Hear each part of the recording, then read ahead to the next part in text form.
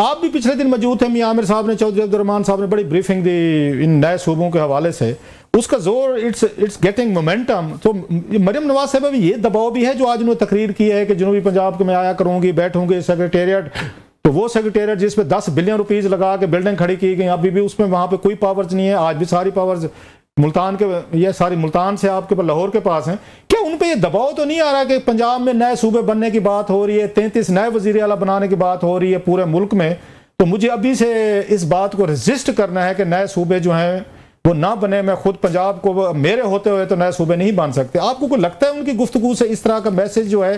वो उन लोगों को भेज रही हैं जो सूबे बनाना चाहते हैं नए, पंजाब में भी और बाकी सूबों में भी? देखिए, नए सूबों की बहस बड़ी पुरानी है, आजकल ये ज्यादा मोमेंटम पकड़ रही है। मियां आमिर महमूद साहब 2000 के जमाने से ये बात कर रहे हैं, 2006 से निजाम से। हाँ जी सर। तो इस बहस पे आज भी लोग बहुत से इस पे अपना आर्गुमेंट रखते हैं कि अगर छोटे सूबे होंगे तो उससे आपके मसाइल हल हो सकते हैं और आवाम जो है निचली सतह पे उनके मसाइल हम हल कर सकते हैं। और ये बात भी अपनी जगह पर हकीकत है कि ये सियासी जमातें जिसमें मुस्लिम लीग नवाज हो, पीपल्स पार्टी हो, पीटीआई हो, ये वादे करती हैं नए सूबे बनाने के हवाले से, लेकिन अमली इकदाम इसलिए नहीं उठाती कि इनको भी महसूस होता है, यकीनी बात है, अगर एक पंजाब पूरे का एक वज़ीर आला है, सिंध का एक वज़ीर आला है, अगर वहां 10 वज़ीर आला सिंध में बन जाएंगे तो अपने आप को, अपनी सियासत, अपनी अथॉरिटी को नहीं, मरियम नवाज साहब ये पसंद करेंगे लाहौर डिवीजन काल को, जैसे वो प्रपोजल है कि हर डिवीजन को सूबा बना दो, लाहौर को बना दें गुजरांवाला, फैसलाबाद, डीजी खां, मुल्तान, बहावलपुर या इधर पिंडी वगैरह,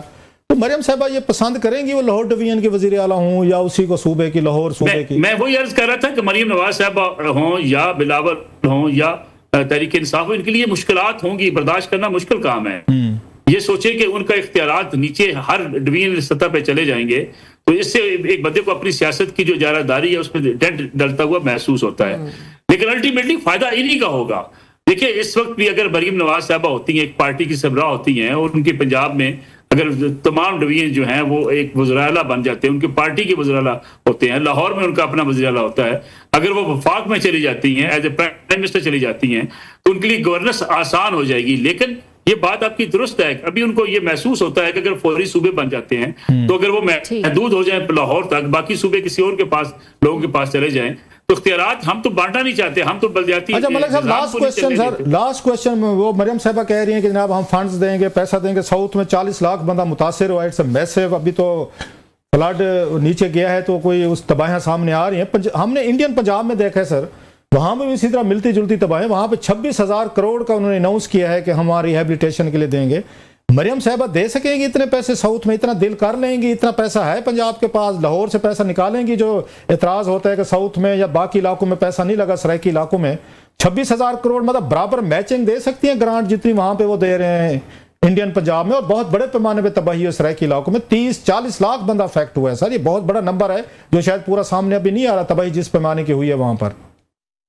साहब ये करना पड़ेगा, अगर मुस्लिम लीग नून ने पंजाब में और इन तमाम अजला में अपनी सियासत करनी है तो उनको ये करना पड़ेगा। 10 लाख रुपए उन्होंने कहा कि वो फी घर देना चाहती हैं या घर बनाकर देना चाहती हैं, और अगर जानवर देना चाहती हैं तो ये पाकिस्तान मुस्लिम लीग नवाज को और मरियम नवाज साहबा को करना पड़ेगा। अगर वो मुस्तकबिल की सियासत, आने वाले इंतखाबात ज़हन में रख के सियासत कर रही हैं तो इसके बगैर कोई उनके लिए चारा नहीं होगा। तो मेरे ख्याल में फोकस है उनका, और पैसे भी अरेंज किए जा सकते हैं, ऐसा नहीं है कि पैसे अरेंज नहीं हो सकते, पैसे भी अरेंज होंगे, लेकिन उन फंड्स को इस्तेमाल प्रॉपर होना, ये वो तो ब्यूरोक्रेसी सर, ब्यूरोक्रेसी इस वक्त बिल्कुल लालें उसकी बह रही हैं, पैसा आते नजर आ रहा है, वो तो अभी से ढोल तमाशे और धमाल डाल रहे हैं कि बहुत बड़ी रकम आ रही है और ये पैसा आ रहा है, कमीशन होंगे, एजेंट होंगे, ठेकेदार होंगे, बिल्डर्स होंगे, वो तो अभी से वहां से बादशाह वो नाच गाने का बंदोबस्त कर लिया है। तो ब्यूरोक्रेसी तो पैसा खाती है, आपको पता है, ठेकेदार खाता है। बड़ा एनीवे सर, लेकिन ये मैं समझता हूँ ये मरियम नवाज शरीफ साहब के लिए बड़ा चैलेंज होगा कि आपके जो फंड्स हैं उसकी शफाफियत और चेक एंड बैलेंस, ये अगर उनके लिए जो इस चैलेंज को वो कबूल करके इस पे इम्प्लीमेंटेशन करवागी तो उनको इसका खातिर खा फायदा होगा। चैलेंज असल है ये कि पैसे आएंगे, ये पैसे नीचे जाएंगे, उस पैसे का इस्तेमाल अगर प्रॉपर नहीं होता तो अवाम के अंदर मजीद गम, और वो बादशाह खिला के बैठे हैं सर, जिनके बारे में ख्वाजा आसिफ साहब कहते हैं ना कि जनाब के पुर्तगाल में यहाँ से ब्यूरोक्रेट माल बना के वहाँ पे शरीयत ले रहे हैं, पैसा बना रहे हैं, जदादें ले रहे हैं, वो इंतजार कर रहे हैं कि कब माल पानी आता है और हमारा हिस्सा आता है और हम बहर खाते पीते हैं और गरीबों के नाम पे जो आपको पता है पैसा खाया जाता है।